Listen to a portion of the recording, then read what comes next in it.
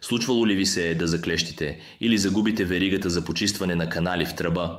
Получих това видео от Тони в Минесота. Тони е един от първите клиенти, които поръчаха от нашия уеб магазин, когато го отворихме преди 2 години. Той е добре известен като съветник във форумите за почистване на канализация във Фейсбук. Той изваждаше огромен корен от тръба, която преминаваше от 4 до 6 инча, и случайно заклещи веригата странично в стената на тръбата. В опитите си да я освободи, валът се счупи и остави веригата му заклещена в тръбата. Така, Тони използва камерата си, за да види къде е веригата, и след това едновременно използва фитинга Captain Hook, за да възстанови веригата си. Фитингът Captain Hook се прикрепя към гъвкав вал като обикновена верига.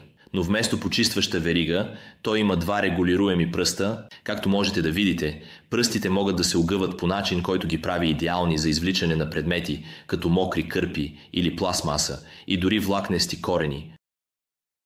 Идва в 2 размера – 6 до 8 мм, което е 1/4 инч до 5-16 инча, и 10 до 12 мм, което е 3,8 до половин инч.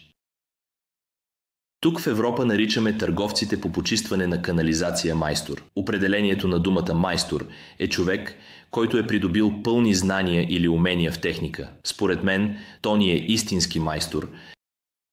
Мисля, че причината, поради която толкова уважавам търговците на канализация, не е само защото са овладели умение, а защото смятам, че хора като Тони са супергерои от реалния живот. Помислете за това. Без Суез нямаше да има цивилизация и болестите щяха да ни убият всички досега.